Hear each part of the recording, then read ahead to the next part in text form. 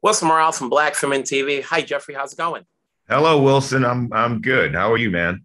Good. Now, I was wondering what I'm going to ask about, about regarding the show, but then I read that like you did this in your closet, and then actors have said this before, like, oh, I did the voice thing in my. I'm like, what does that mean? Like, how big is your closet space, and why the closet, as opposed to like, did you not tell everybody leave the house so I can do this?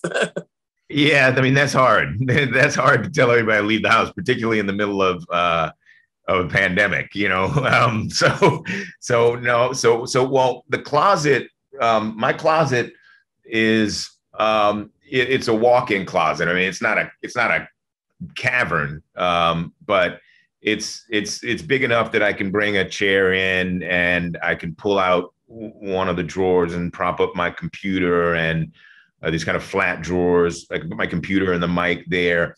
And the thing about the closet that's cool is because you got all the clothes there. You've got dirty laundry behind you. Even you've got but because there are clothes in there, it's really a very dampened sound. The acoustics are really flat, which is what you need. You don't want to be in your bathroom where everything is like bouncing off tile and metal and things like that. You want to be in an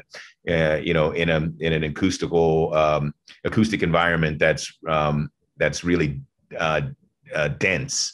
So it's great. It's actually really good for voice work. So that's where I just go in there and I just put the headphones on. When I close the door, the lights go out. So I'm in the dark and then I kind of get focused and and I just boom, just like, just play the music through the That voice. explains that. So Yeah. Now you understand, Wilson. Now you understand.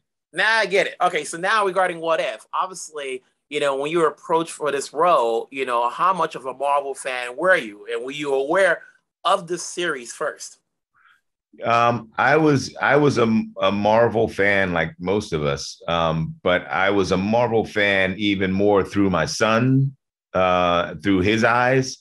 He's 19 now, but the last decade or so of Marvel, I mean, he has been right in the pocket with it. So I was excited about being asked to be a part of this because I knew how excited he would be. And also because the character was pretty epic. I went back to the comics and discovered him in 1963 Fantastic Four comic, where he's described as the most dramatic being in the known universe or something like this.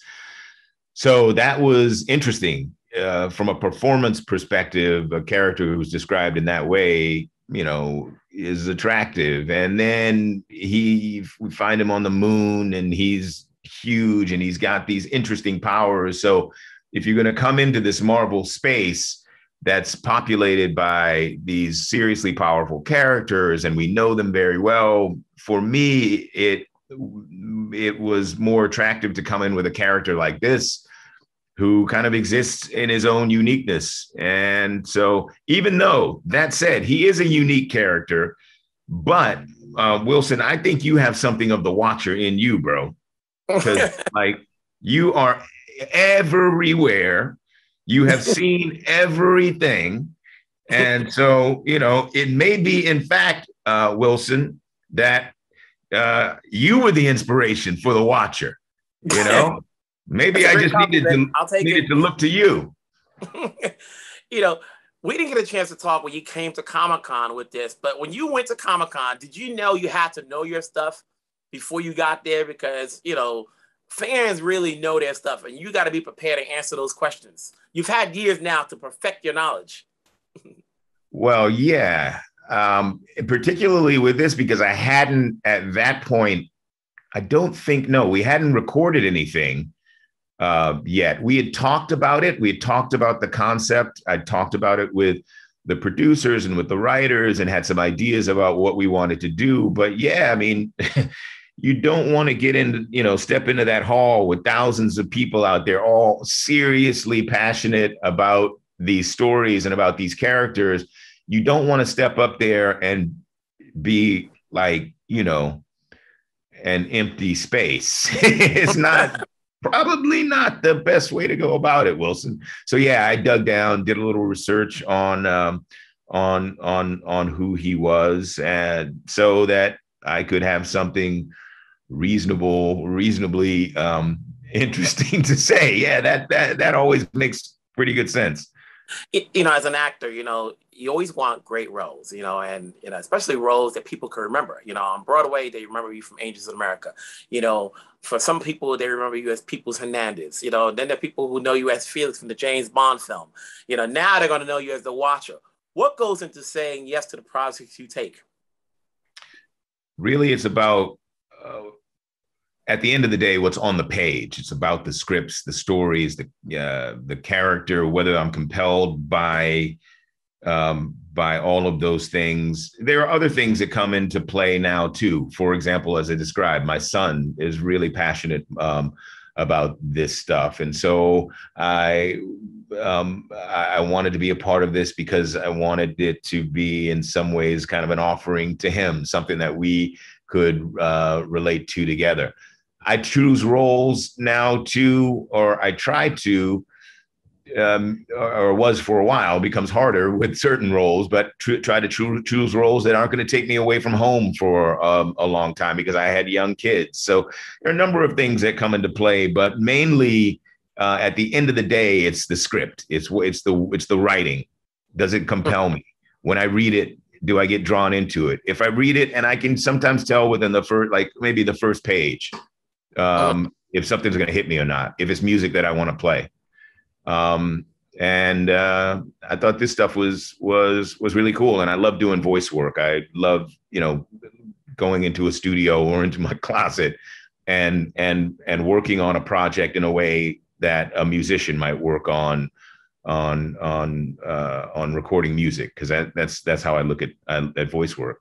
So yeah. With the Watcher, is there any emotion to the voice? Are you playing it straightforward, or do they come back to you and say, can you do it with a certain type of range or so forth?